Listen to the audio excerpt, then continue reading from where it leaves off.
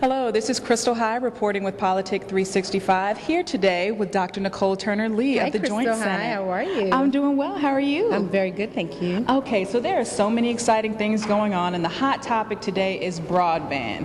Broadband, broadband, broadband. We love it. I know you love it with the Media and Technology Institute. So really quickly, tell us a bit about what you're doing here today at the Alliance for Digital Equality. What are some of your thoughts around broadband empowerment and digital engagement? We're here today because obviously we represent a group of people that is really interested in empirical research around broadband issues, particularly for communities of color. We are always thankful to be invited to these types of events where we bring together experts and stakeholders that have a foot in the game, I guess, on how this is going to turn out in our country. What we primarily see as a great next step for this is to really begin to bring a lot of these issues together and move the community towards action. We're in a great political state right now where the urgency that was mentioned on my panel is right there. And so we've got to figure out how do we move on this to get some traction on many of these issues. Okay, and speaking of, the importance of the moment and the issues that are at stake right now, you recently released a report that kind of spoke to what's going on, what the climate's like. Tell us a little bit about that. Well, what we have out is a report we released in February of this year, which was the first national minority broadband adoption study. That particularly trended for African Americans and Latinos. As a result of my panel, we're actually going to start including Native Americans and Asian Americans. And so we have some funding requests into the National Science Foundation to do more research in that area. That research has helped us to create different bodies of work, whether it's around how people of color use mobile, how we are engaging in media industries, work that we have done with several groups across Washington that are very interested in moving the needle on that, the stuff that Politic 365 is trying to engage in. The research that we have has been quoted widely by various organizations, but we look to it as just being a building block so we can understand minority trends going forward. Okay. And also, kind of on that note of relevance and what's important and how people are using the technology, there's been some discussion lately about the smart grid. Talk to me about kind of what the Joint Center is doing around that space. Right now, a lot of our discussions have been focused on the consumer side. How do we get more people online? What are the products and services that we need to offer them? What government applications will be the major killer application for people getting online?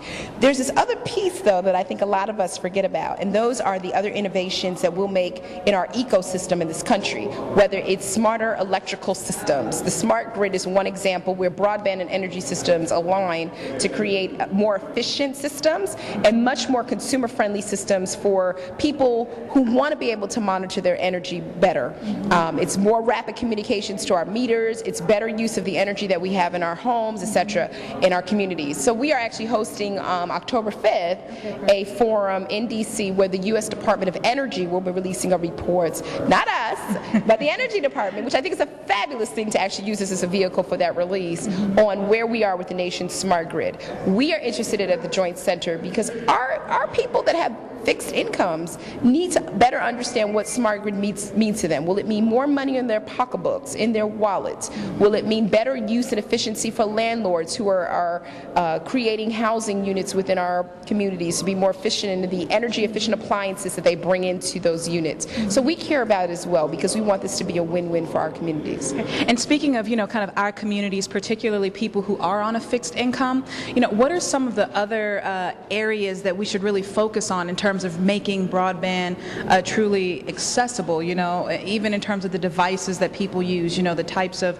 efforts that are made to make broadband fun, exciting, and relevant? How do you do all of that in the vein of affordability? We have a great moment right now with the Universal Service Fund that could be reformed to support a lot of what we talked about in terms of adoption, acceleration of infrastructure to underserved communities.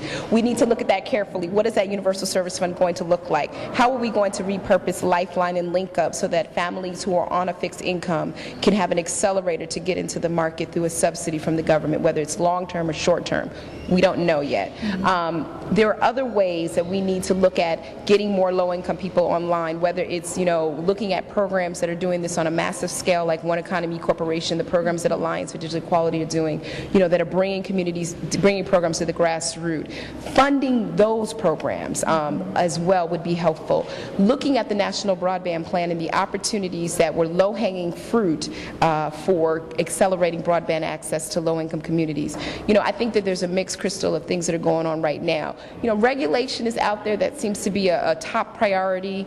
At the Joint Center, we haven't taken opinion, but we'd rather see some of the discussion go into the vibrant acceleration of programs that bring it to the people that we're here talking about at the conference today. They don't have access. They don't have the standards in place to make sure that they're competitive in this place. And that's a great point, kind of, with different regulatory discussions going on right now, what are we missing out on because the broadband plan has not yet seen the light of day from an implementation standpoint? What are we missing? We're missing a great document. I don't want to see it on Amazon being sold for $25.95. Blair Levin's efforts and his wonderful team. I think there's a challenge. There are some things in the broadband plan that require some authority, perhaps, to implement. But I think that the regulatory conversations that are going on, again, we don't take an opinion on those. There's some low-hanging fruit that's actually out there for adoption that need to happen now. And I think the plan to remain relevant needs to refocus on what those things were, and we need to come together as a community of stakeholders, industry, nonprofit, and citizens to ensure that those things happen. Well, as always, it's a pleasure speaking with you. Thanks for taking some time.